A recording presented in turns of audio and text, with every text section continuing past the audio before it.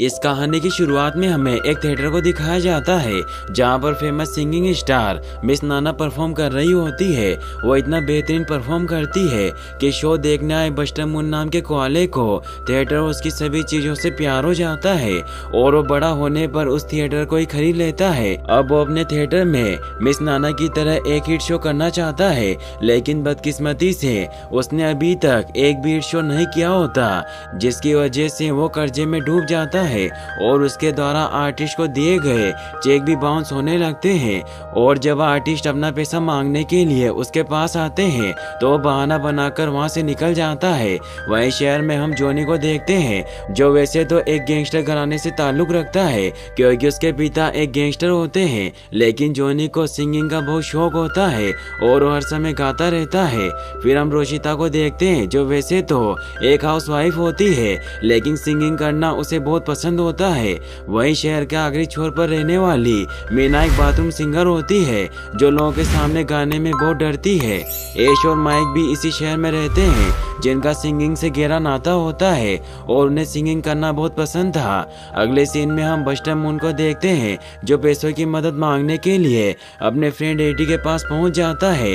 दरअसल एडी के घर वाले बहुत अमीर होते हैं और अपने जमाने की महान स्टेज आर्टिस्ट मिस नाना एडी की ग्रैंड मदर होती है, लेकिन एडी बस्टर मून की मदद नहीं कर पाता क्योंकि अभी उसका अपने पेरेंट्स की प्रॉपर्टी पर कोई कंट्रोल नहीं होता। एडी से पैसों की मदद न मिलने के बावजूद भी बस्टर मून हार नहीं मानता और वो किसी भी तरह से अपने थिएटर को शहर का सबसे मशहूर थिएटर बनाना चाहता है। इसीलिए अपने थिएटर में एक सिंगिंग कंपटीशन का आयोजन करता है। वो अपनी असिस्टेंट मिस क्रोली को डांस कंपटीशन का पोस्टर प्रिंट करने को कहता है, जिसमें वो विनिंग अमाउंट $1000 रखता है क्योंकि उसके पास इतने ज्यादा पैसे नहीं होते।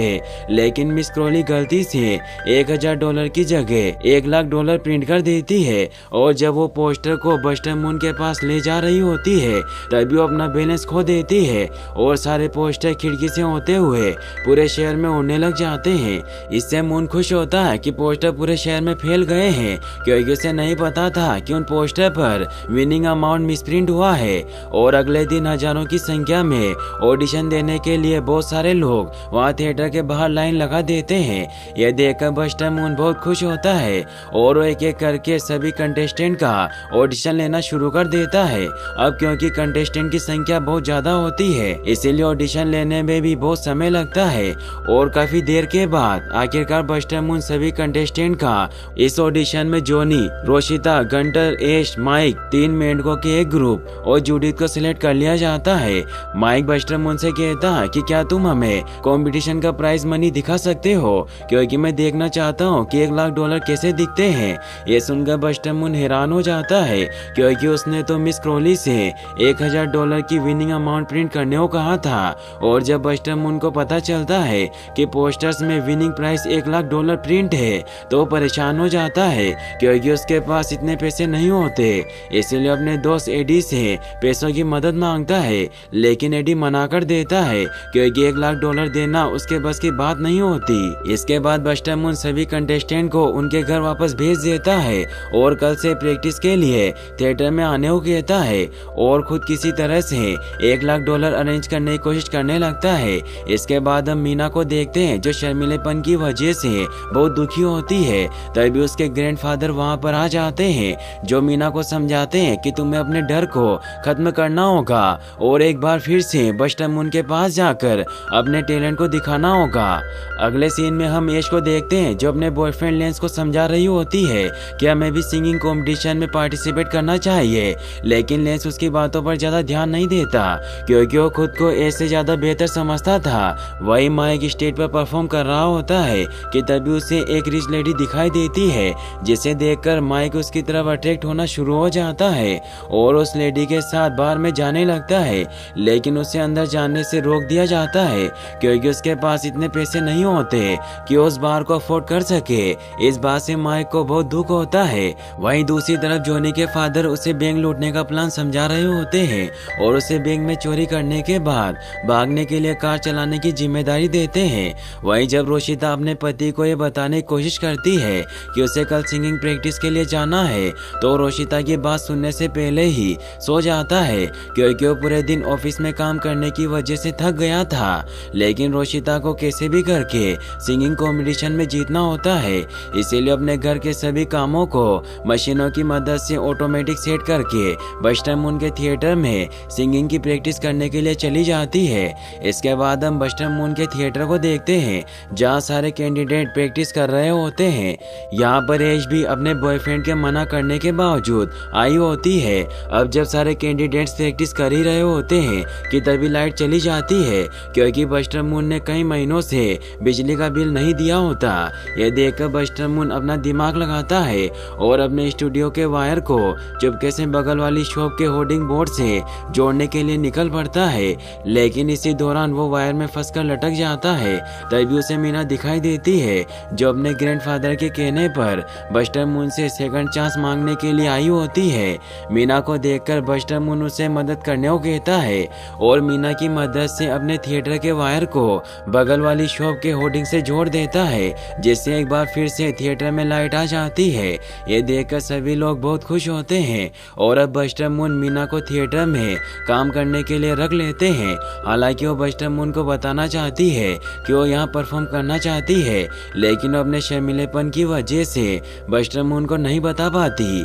वही हमें माइक को दिखाया जाता है जो एक बैंक में होता है और वो बैंक मैनेजर को ये बोलकर ढेर सारा पैसा लोन ले लेता है कि बहुत जल्द वो $1 मिलियन जीतने वाला है। इसके बाद वो अपनी गर्लफ्रेंड के साथ महंगे बार में जाता है और खूब मस्ती करता है। वही मीना जब अपने घर जाती है तो उसके घर वाले उसका धूमधाम से स्वागत करते हैं क्योंकि उन्हें लगता है कि मीना का सिंगिंग कंपटीशन में सिलेक्शन हो गया है। हालांकि मीना उन्हें बताने की कोशिश करती है कि वो सिर्फ थिएटर संभालने का काम कर रही है। वहीं दूसरी तरफ जोनी के डैड उसे कार ड्राइविंग करना सिखा रहे होते हैं क्योंकि बहुत जल्द वो लोग एक बैंक को लूटने वाले थे। वहीं जब रोशिता अपने घर जाती है तो वो देखती है कि उसके सारे बच्चे और नॉर्मन सो गए होते हैं। यह देखकर उसे बहुत खुशी होती है क्योंकि उसके द्वारा सेट किया गया ऑटोमेटिक सिस्टम अच्छे से काम कर रहा होता है। अगले सीन में हम बस्टर मून के थिएटर को देखते हैं जहाँ पर बैंक ऑफिसर मून को धमकी देकर जाती है कि अगर उसने सही समय पर बैंक से लिया लोन वापस नहीं लौटाया तो उसके थिएटर पर बैंक का कब्जा होगा। इसके बाद बस्टर मून पैसों की मदद मांगने के लिए अपने फ्रेंड एडी के पास जाता है और उससे अपनी ग्रैंड मदर मिस नाना से पैसे मांगकर देने को कहता है, लेकिन एडी साफ मना कर देता है क्योंकि उसकी ग्रैंड मदर बहुत स्ट्रिक्ट होती है और वो कभी भी मून को पैसे नहीं देगी। वहीं माइक जब थिएटर में प्रैक्टिस कर रहा होता है कि तभी गलती से थिएटर में आग लग जाती है जिससे जूडिथ जल जाता है और उसे हॉस्पिटल में भर्ती कराया जाता है। वहीं सासे से डरकर मेंढकों का ग्रुप थिएटर छोड़कर चला जाता है।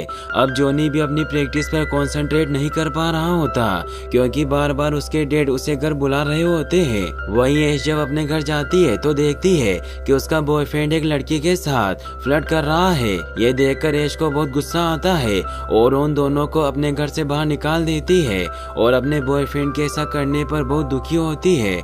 वही माइक अब लोन के पैसों पर खूब मस्ती कर रहा होता है और बार में बेयर गैंग के साथ जुआ खेलकर जीत रहा होता है, लेकिन जल्दी बेयर गैंग को पता चल जाता है कि माइक चीटिंग कर रहा है, इसीलिए वो माइक को पकड़ लेते हैं। लेकिन माइक किसी तरह उनसे पीछा छुड़ाकर वहां से निकल जाता है।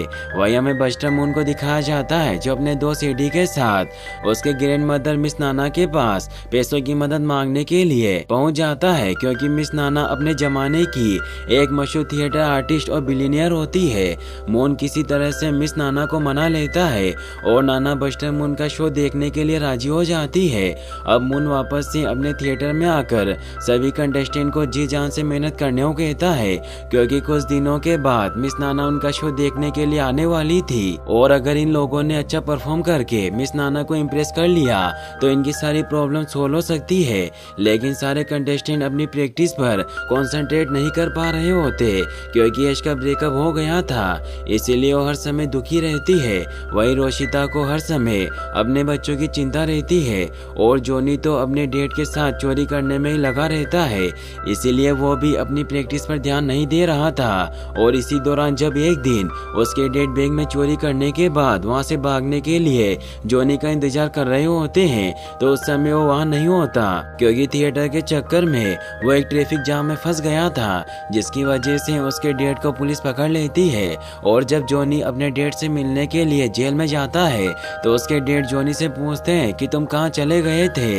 इस पर जॉनी अपने डेट को सब कुछ सच सच बता देता है कि वो सिंगिंग प्रैक्टिस के लिए गया था क्योंकि वो एक सिंगर बनना चाहता है। जॉनी की बात सुनकर उसके डेट उस पर बहुत गुस्सा होते हैं क्योंकि वो जॉनी को अंडरवर्ल्ड का डॉन बनाना चाहते थे और वो गुस्सा होकर वहाँ से चले जाते हैं। अपने डेट को गुस्सा होता देखकर जॉनी थिएटर में आ जाता है क्योंकि वो सिंगिंग कंपटीशन में दिए जाने वाले प्राइज मनी को चुराकर अपने डेट को जेल से छुड़वाना चाहता है। लेकिन जब वो वहाँ पर अपना फोटो देखता है जिस पर सिलेक्टेड लिखा होता है तो वो समझ जाता है कि वो सिंगर बनने के लिए पैदा हुआ है, ना कि चोर बनने के लिए। और वो एक बार फिर से पूरे मन से सिंगिंग की प्रैक्टिस करने लग जाता है। अब बस्टर मून मीना और मिस क्रोली के साथ मिलकर थिएटर को और भी खूबसूरत बनाना स्टार्ट कर देते हैं। वो थिएटर में ढेर सारा पानी भरकर उसके अंदर जेलीफिश को डाल देता है। अब फाइनली वो दिन आ जाता है जिस दिन का सबको बेसब्री से इंतजार होता है, यानी कि मिस नाना के थिएटर में आने का दिन। और जब मिस नाना मून के थिएटर को देखती है तो वो बहुत खुश होती है क्योंकि थिएटर ठीक वैसा ही लग रहा होता है जैसा उनके जमाने में हुआ करता था। अब तक सब कुछ सही चल रहा होता है कि तभी वहाँ पर बियर गैंग आ जाते हैं जो माइक से अपना पैसा मांगने के लिए आए होते हैं और वो सिंगिंग कंपटीशन के प्राइज मनी को माइक का पैसा समझकर उस बॉक्स को तोड़ने लगते हैं जिस बॉक्स में प्राइज मनी रखा होता है। और जब बॉक्स टूटता है तो सबको पता चल जाता है कि बॉक्स में रखा प्राइज मनी $1,00,000 नहीं बल्कि $1,000 है, जिसे देखकर सभी प्रतियोगी बहुत दुखी होते हैं क्योंकि मून ने सबसे झूठ बोला था कि सिंगिंग कंपटीशन का प्राइज मनी $1,00,000 है। तभी जेलीफिश का टैंक भी क्रैक होने की वजह से टूट जाता है और पूरा थिएटर पानी से भर जाता है, जिसकी वजह से देखते ही देखते पूरी बिल्डिंग थिएटर के साथ ही नीचे गिर जाती है। ये देखकर मिस नाना गुस्सा होकर वहाँ से चली जाती है और सारे कंटेस्टेंट भी अपने अपने घर चले जाते हैं क्योंकि उनका सपना टूट चुका था। वहीं बस्टर मून के बैंक के पैसे वापस न कर पाने की वजह से थिएटर की जमीन पर अब बैंक का कब्जा हो जाता है और अब बस्टर मून अपने दोस्त एडी के साथ उसी के घर पर रहने लगता है। अब एक दिन सारे कंटेस्टेंट बस्टर मून के पास आते हैं और उन्हें फिर से शो स्टार्ट करने को कहते हैं क्योंकि म्यूजिक इन सभी के दिल में बसा होता है और अब इन्हें प्राइज मनी से कोई फर्क नहीं पड़ता। लेकिन बस्टर मून फिर से ये काम करने से साफ मना कर देता है क्योंकि अब ना तो उनके पास पैसे बचे होते हैं और ना ही हिम्मत। अब सभी के जाने के बाद वहाँ पर मीना आती है जो बाकी के कंटेस्टेंट की तरह बस्टर मून को सब कुछ फिर से स्टार्ट करने को कहती है। लेकिन बस्टर मून मीना को ये कहकर वहाँ से वापस भेज देते हैं कि जिस तरह तुम कभी सिंगर नहीं बन सकती उस प्रकार मैं कभी हिट शो नहीं दे सकता। मीना को मून की बातों से बहुत दुख होता है और वो गुस्सा होकर वहाँ से चली जाती है। अगले सीन में हम बस्टर मून को देखते हैं जो अपने असिस्टेंट और एडी के साथ कार वॉश करने का काम स्टार्ट कर देते हैं ताकि उनको कुछ पैसे मिल सके। हालांकि एडी एक अमीर घर का लड़का होता है लेकिन फिर भी वो मून के कार वॉश करने में उनकी मदद करता है क्योंकि वो मून का सच्चा दोस्त था। अब जब मून कार वॉश कर रहा होता है कि तभी उसे किसी के गाने की आवाज सुनाई देती है और जब वो उस आवाज का पीछा करता है तो वो देखता है कि मीना अकेले में गा रही होती है और वो इतना अच्छा गा रही थी कि मून उसके गाने का दीवाना हो जाता है क्योंकि आज से पहले उसने कभी भी इतनी सुरीली आवाज नहीं सुनी होती। और अब वो फैसला करता है कि अगर मीना इतना अच्छा गा सकती है तो वो एक हिट शो क्यों नहीं दे सकता। इसीलिए वो टूटे हुए थिएटर के ऊपर ही एक लाइव शो करने का प्लान बनाता है और सारे कंटेस्टेंट को फोन करके वापस बुला लेता है और सभी की मदद से थिएटर के मलबे के ऊपर एक लाइव शो का स्टेज तैयार करता है। हालांकि इनके शो को देखने के लिए ज्यादा लोग नहीं आए होते लेकिन फिर भी ये लोग इतना अच्छा परफॉर्म करते हैं कि देखते ही देखते वहाँ पर लोगों की भीड़ इकट्ठा होना शुरू हो जाती है। और रोशिता इतना बेहतरीन डांस करती है कि उसका पति नॉर्मन खुद को रोक नहीं पाता और लाइव शो में ही उसे किस करने लगता है। अब क्योंकि इस समय इनका शो न्यूज रिपोर्टिंग के माध्यम से टीवी पर लाइव चल रहा होता है और पूरा शहर इनका शो देख रहा होता है, इसीलिए जब जॉनी परफॉर्म करता है तो टीवी के माध्यम से जेल में बंद उसके डेट भी उसे सुन लेते हैं और उन्हें जॉनी का गाना इतना इतना पसंद आता है कि वो जेल तोड़कर वहाँ से भाग जाते हैं। इसके बाद बारी आती है ऐश की, जो एक बेहतरीन सॉन्ग प्रस्तुत करती है, जिसे सुनकर सभी लोग बहुत खुश होते हैं और तालियों के माध्यम से ऐश का हौसला बढ़ाने लगते हैं। हालांकि ऐश के परफॉर्म करने के दौरान उसकी बॉडी से कांटे निकल रहे होते हैं, जो शो देख रहे ऑडियंस को लग रहे होते हैं, लेकिन फिर भी ऐश का गाना इतना जबरदस्त होता है कि कोई भी उन कांटों पर ज्यादा ध्यान नहीं देता। और ऐश का एक्स बॉयफ्रेंड भी टीवी पर ऐश को गाता हुआ देख रहा होता है और उसे इस बात से बहुत खुशी होती है कि ऐश ने एक सिंगर बनकर उसे गलत साबित कर दिया। इसके बाद माइक आता है, जो एक खूबसूरत सा गाना प्रस्तुत करता है, लेकिन तभी वहाँ पर जॉनी के डैड आ जाते हैं, जिनका पीछा करते हुए पुलिस वाले भी वहाँ पर हेलीकॉप्टर से आ जाते हैं, जिसकी वजह से वहाँ पर तेज हवाएं चलने लगती है। लेकिन माइक फिर भी नहीं रुकता और गाता ही रहता है, जिसे देखकर ऑडियंस खुशी से झूम उठती है। वहीं दूसरी तरफ जॉनी के डैड जॉनी से मिलकर बहुत खुश होते हैं और वो जॉनी से कहते हैं कि मैं गलत था जो तुम्हें अपनी तरह चोर बनाना चाहता था, क्योंकि तुम चोर बनने के लिए नहीं बल्कि एक सिंगर बनने के लिए पैदा हुए हो, और मुझे खुशी है कि तुमने मुझे गलत साबित किया और अपने सपने को पूरा किया। इसके बाद वो पुलिस के साथ वहाँ से चले जाते हैं और इसी प्रकार जॉनी और उसके डैड के बीच की सारी गलतफहमियां दूर हो जाती है। अब शो के लास्ट में बारी होती है मीना की, लेकिन मीना इतने लोगों के सामने गाने से डर रही होती है, लेकिन बस्टर मून उसे गाने का हौसला देते हैं। इसके बाद मीना स्टेज पर आ जाती है और आज वो पहली बार इतने लोगों के सामने खुलकर गाती है और वो इतना बेहतरीन गाती है कि ऑडियंस मीना के गाने की दीवानी हो जाती है और सभी लोग मीना के साथ ही उसके गाने में खो जाते हैं और इस प्रकार इनका शो शहर का सबसे हिट शो बन जाता है।